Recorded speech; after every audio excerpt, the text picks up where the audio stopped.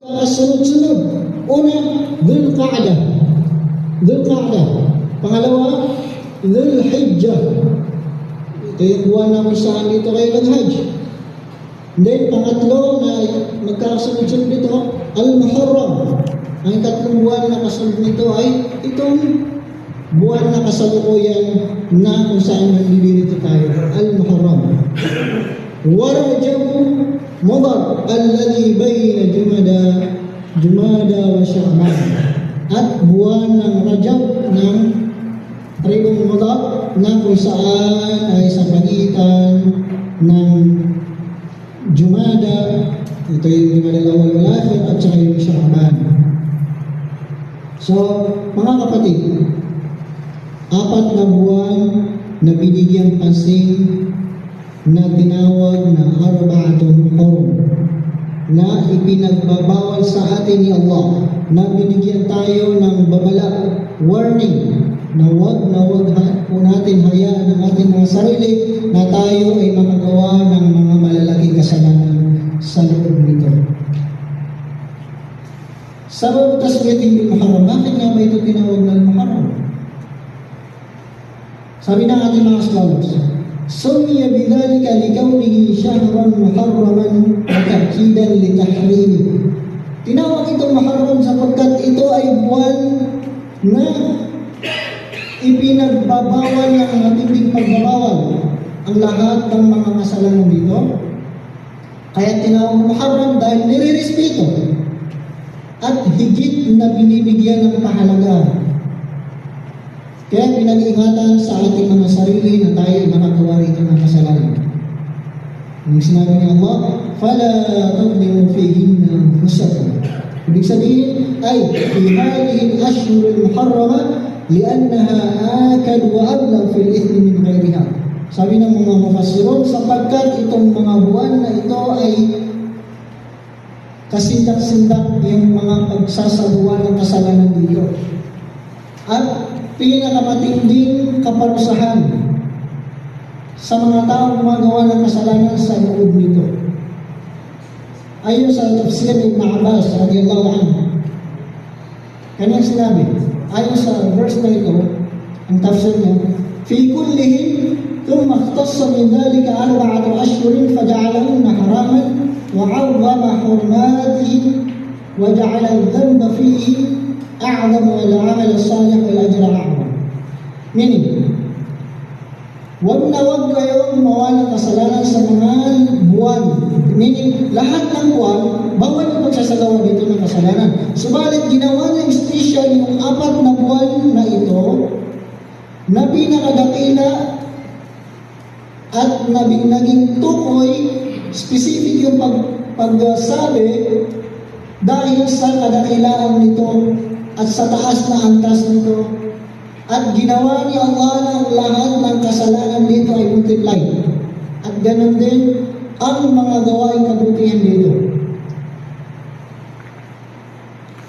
Ayon kay Qatada, bilang pagbibigay tafsir, pagpapaliwanag, sa verse na binanggit natin kanina, kanya sinabi, Inna al-zulma fil ashhuril hurum a'zamu khati'ah wa wizra min al-zulm fi nasiwaha. Katotohanan, anumang kasalanan nangyayari na gaganap dito sa mga buwan na ito yung 4 na buwan, ay napakalaking kasalanan. Multiplied yung mga kasalanan dito na ginagawa kaysa sa iba pang mga buwan. وإن كان الظلم على كل حال عظيما, bagamat lahat ng kasalanan ay malalaking kasalanan, yung mga malalaking kasalanan ay pinagbabawal natin sa ating sarili, subalit ito ang pinakabinigyan talaga ng diin, sapagkat si Allah subhanahu wa ta'ala ang nagpapasya sa anumang bagay na naisin niya. Wala tayong mga gawa, decision ito ni Allah subhanahu wa ta'ala, kung saan bilang sa Muslim ay umiiwas sa kasalanan. Subalit ang pinakadapat natin iwasan ay itong 4 na buwan. Sa kanyang pag-uulat, sinabi pa niya, Inna Allah astafa safaya min khalqihi. Tunay na si Allah ay mayroon siyang mga pinili mula sa kanyang Istafa min al-malaikati rusula. Halimbawa, sa mga anghel, mayroon siyang mga special na pinakadakila para sa kanya mula sa mga anghel. Alam niyo kung sino yung pinakadakila sa lahat ng mga anghel at pinakamamahal niya Allah, pinakamalapit kay Allah? Si Jibril. Bakit? Kasi siya yung nagdadala ng mensahe. Siya yung tagapagpadala ng mga revelasyon, mga divine revelation sa mga sunod propeta. Wa minan nasi rusula, at meron din siyang pinili mula sa mga tao. Sino sila? Sino pinakamainam ng mga tao? Ang mga propeta. At pagdating sa mga propeta, sino? Yung mga rasul. Yung lahat ng binigyan ng kapahayagan, rasul ang tawag doon. Hindi lahat ng rasul, o hindi lahat ng propeta ay rasul, pero lahat ng rasul ay propeta. Alam natin yun. Diba? Okay. So, pinakamainam sa lahat ng propeta ay ang mga rasul. Ng mga nabi ay ang mga rasul. At sino pinakamainam sa lahat ng rasul? Si propeta mga rasul. So, ganyan talaga ang sunnah ng Allah subhanahu wa ta'ala. Okay, ituloy natin yung sinabi ng ating imam kanina. Ano yung sinabi? Wasfafa minal kalami dhikra. Mula sa kanyang mga pananalita na Allah subhanahu wa ta'ala, yung mga revelasyon, may pinili dito sa Allah subhanahu wa ta'ala. Yung mga na-mention yung pangalan sa Quran. Suhuf Ibrahim, Taurah ni Musa, Zabur ni Propeta Daud, Injil ni Propeta Isa, Quran ni Propeta Muhammad. At dito sa limang ito, may pinili dito si Allah subhanahu wa ta'ala. Alin? Ang Quran. Okay. Wastafa min al-ayyami yawm al-jum'ah. At pinili niya mula sa mga araw, ikakan niya, ay ang araw ng Friday. Itong araw na ito, pinaka-pangulo ng lahat ng araw. Wastafa min al-layali laylatul qadr. At mula sa mga evening, mga gabi, ay ang araw o gabi ng Laylatul Qadr. Fa'adlimu ma'addam Allah. Kung kaya't dakilain ninyo ano mang dinadakila ni Allah subhanahu wa ta'ala. Fa'innama tu'addamu al-umur bima 'addama Allah bihi 'inda ahli al-fahm wa ahli al-aql. Common sense sabi niya, mula sa mga tao binigyan pinagkatuban ni Allah ng taas na katalinuhan, ay ang pagdadakila sa mga bagay na ito ay kung ano ang binigyan dakila o pagdadakila rito ni Allah subhanahu wa ta'ala.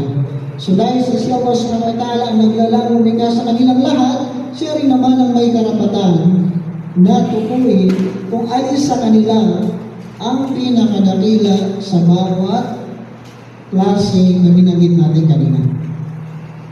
Okay, nakuha natin yan. Lumawa naman po tayo sa kung ano ang virtues ng pag-aayuno sa buwan ng Muharram. Sinabi ng ating Propeta sallallahu alaihi wasallam ayon sa otoridad ni Abu Hurairah radhiyallahu anhu, qala Rasul sallallahu alaihi wasallam, afdalus siyami ba'da Ramadan shahrullahil muharram. Ang pinaka mainam sa lahat ng pag-aayuno pagkatapos ng buwan ng Ramadan ay ang buwan ng Muharram. So isa yun sa hadith. Ipaliwanag natin yung bawat talasalitaan sa hadith na binanggit. Syahrullah. Tinawag itong buwan ni Allah. Sabi ng ating mga scholars, anumang bagay na iniuugnay ni Allah ang kanyang sarili sa bagay na ito. Tulad ng Baitullah. Bakit siya ba nakatira doon? Hindi. So bakit tinawag na bahay ni Allah? Iniuugnay niya sa aking sarili.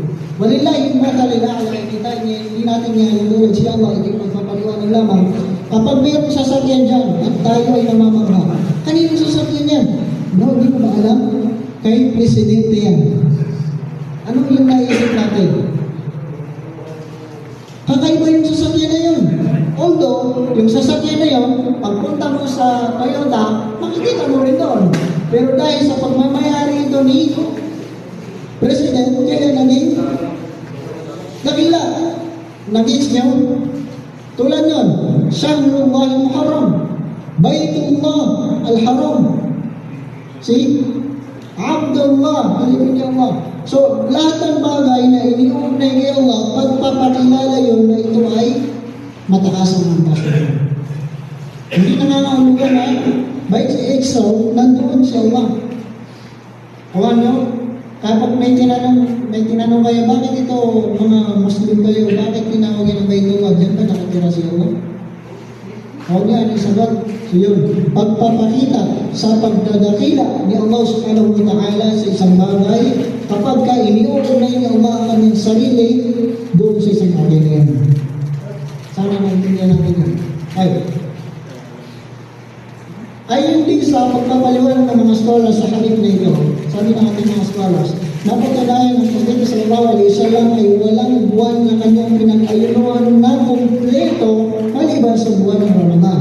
Subalit ang kahulugan ng hadith na yan ay pagbibigay ng encouragement, nire-recommenda ng Propeta sallallahu alaihi wasallam ang pagpaparami ng pag-aayuno sa buwan ng Muharram.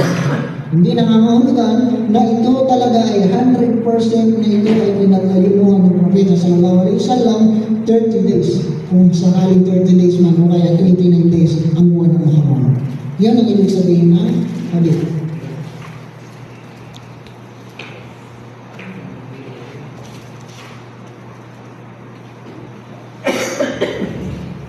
Si Allah subhanahu wa ta'ala, tulad na sinabi natin kanina, ay may pinipili sa bawat panahon at bawat lugar. Sabi ng ating scholar, kabilang sa mga dakilang ulama, ay si Al-Aiz bin Abdussalam rahimahullah. Kanyang sinabi, وَتَفْضِيلُ الْأَمَاكِنِ وَالْأَزْمَانِ ضَرْبَانِ. Ang pagbibigay o pagpapahalaga sa mga lugar at mga panahon ay nahati sa dalawa. Isang uri ay dunyawiyun, worldly matters. Wadarbo thani, ang ikalawa ay tafdilun dini. Ito ay may kinalaman sa ating pananampalataya, sa ating Islam. Raji'an ila anna Allah yajudu ala ibadihi fiha bitafdil ajri al-amilin. Kung saan bumabalik ito kay Allah subhanahu wa ta'ala na pinipili niya mula sa kanyang mga lingkod ang pagdadakila sa nagtimpala para sa kanila. Halimbawa, pagbigay sa mga examples. Tulad ng pagpapahalaga at tulad ng pagpili ni Allah sa buwan ng Ramadan sa lahat ng buwan. Ano ba yung pinakamainam sa lahat ng buwan? Ramadan. Ganon din. Pinili ni Allah subhanahu wa ta'ala kabilang sa mga araw ng Muharram ay tinatawag na Ashura. Kung kaya ito ay bumabalik sa Allah subhanahu wa ta'ala mula sa kanyang kaginhawaan, sa kanyang bilang mapagbigay na Allah subhanahu wa ta'ala at kabutihan para sa atin na kanyang mga lingkod tayo ng mga mananampalataya. Pumasok na tayo sa ating usapin na Ashura. May mga masahe na dapat natin matutunan hinggil sa Ashura. Okay, sa history, ayon sa history ng Ashura, ayon kay Ibn Abbas radiyallahu anhu, ang kanyang sinabi, sige, sandali, pailan muna tayo sa ating take moderator. Brothers, paalala naman, huwag kayo ng coffee, huwag mo nang magsalita kasi baka mag-distract yung lecturer natin, mga brothers. Okay, dahil ko dali mo. Huwag mag-usap ito. Sir Halif, yung oras. Continue po.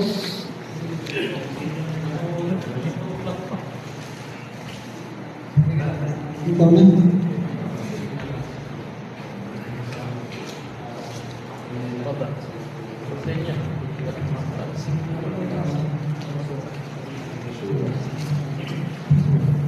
Ay.